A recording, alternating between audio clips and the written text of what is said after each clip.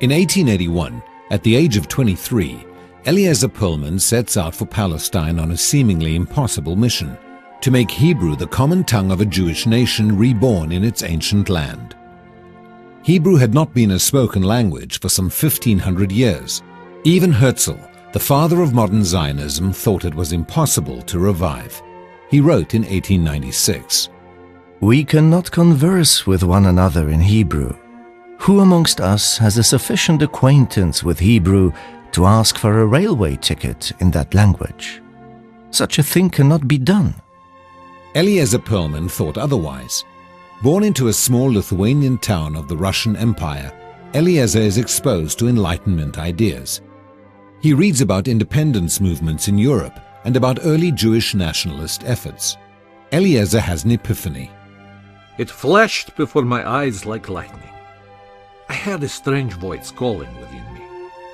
The resurrection of Israel and its language in the land of our fathers.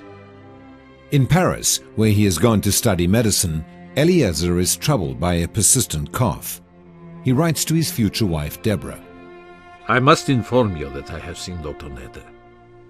He says I have tuberculosis, that my lungs are badly affected, and has ordered me to stop my studies immediately.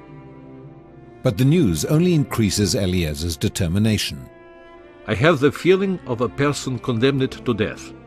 For this reason, I work without sleep, to put onto paper the reasons it is so important for the Jewish world to become inflamed with the idea of returning to the land of our forefathers. In 1879, his first article expressing his ideas is published in the Viennese Hebrew monthly, HaShachar. It is titled A Burning Question. He signs it Ben-Yehuda, son of Judea. To carry out his plan, Ben-Yehuda emigrates to Israel, then under the rule of the Ottoman Turks. Deborah accompanies him.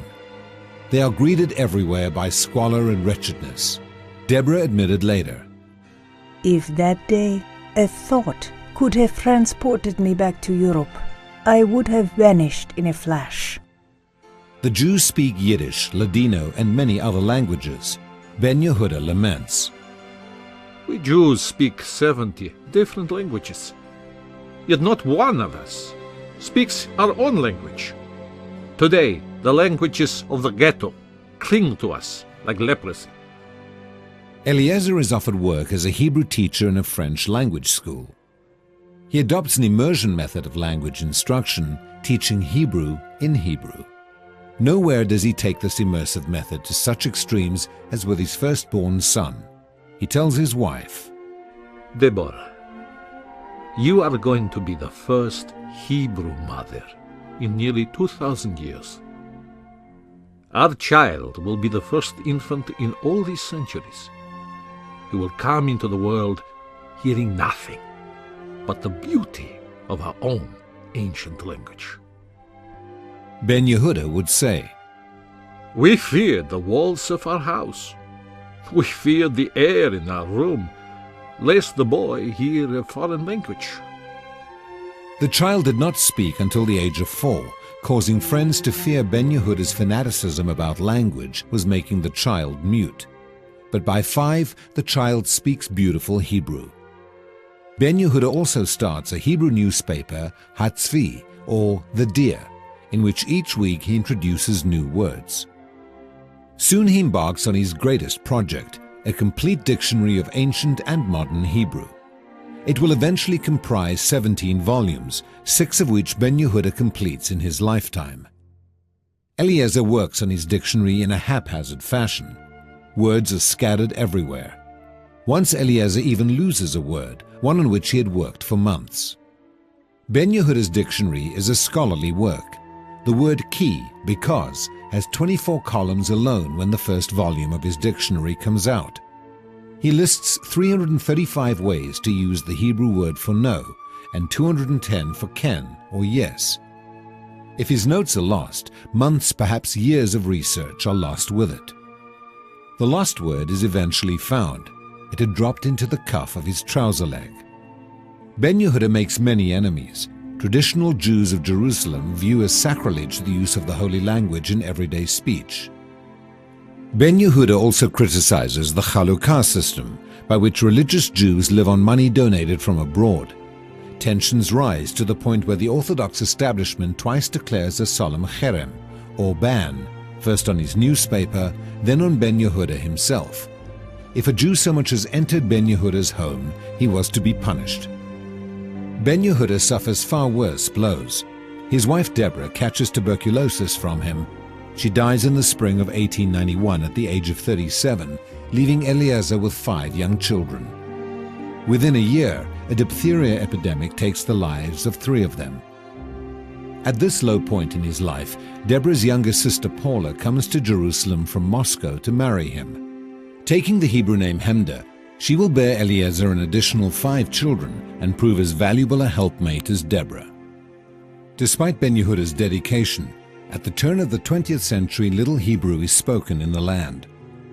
This changes with the arrival of the second Aliyah, which brings a new breed of immigrants between 1904 and 1914. Many of these pioneers are as fanatical about Hebrew as Ben-Yehuda. The writer Y.H. Brenner says, "As long as we live, the Hebrew word is our soul, and without it we have no life." There are some who cling to Yiddish. Netta Harpaz, a second Aliyah pioneer, bursts out at a meeting. "I have accepted with love all the tribulations of the land. I have broken myself in switching to hard physical labor in conditions of hunger. My malaria does not let up. Is all this so little to you that you seek to steal my language, in which I was born and raised, and to which I am connected by all the cords of my soul, and to make me mute in this land?" Hebrew gathers steam. In 1905, the first Hebrew high school, the Herzliya Gymnasium, is founded, followed the next year by the Betzalel Academy of Arts, which adopts Hebrew as its language of study. The decisive moment comes in 1913 with the War of the Languages. The Ezra Foundation, which runs a number of German Jewish schools, decides to found a technical school in Haifa. It will be called the Technikum, with instruction in German, then the premier scientific language. Pro-Hebrew forces are outraged.